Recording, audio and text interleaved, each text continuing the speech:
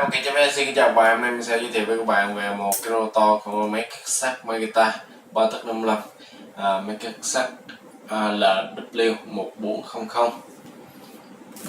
Và đây là hộp ngoài của rotor chúng ta, nó rất đơn giản thôi.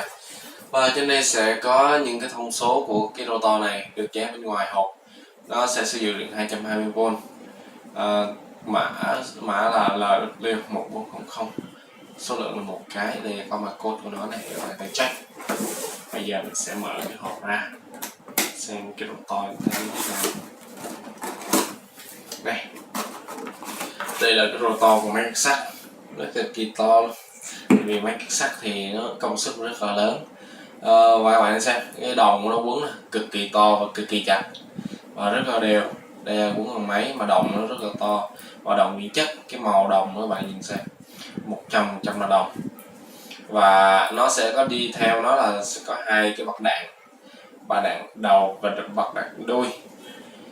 Thì trên đây nó sẽ có cái mã của nó, 6200Z. Đây là cái mã của bạc đạn đuôi, và bạc đạn đầu là 6202Z. Thì bạn lưu ý này, khi mà bạc đạn chúng ta bị hư cái gì đó thì bạn có thể ra thay. Và mình nghĩ nếu các bạn nên thay cái bạc đạn bằng cao su lõi giữa. Tại vì khi mà bạc đạn bằng cao su á, khi mà máy hoạt động liên tục á, thì nó sẽ không tạo ra nhiệt nhiều. Như vậy thì cái máy chúng ta mát và nó rất là êm. Và các bạn nhìn xem cái ô góp đó này, những đường phan rất là đều, rất là kết nhau, và những đường phan trên thân nó rất là dày và rất là đều nữa. Và bạn lưới nó sẽ có những cái đường tiện trên phan này để bạn có thể là biết được đâu là rotor thật, rotor giả. Tại vì những cái dòng Trung Quốc và những dòng nhái nó không có những cái đường tiện trên phan này. Và đây sẽ có một cánh quạt này, quạt làm mát rotor.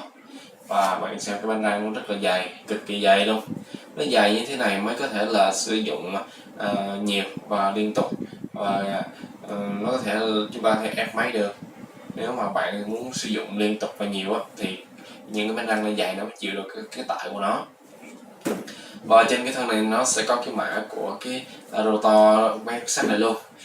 Thì mình đã vừa giới thiệu với các bạn về rotor máy cắt sắt LW1400 của Makita Nhật Bản, máy cắt sắt 3tấc 55.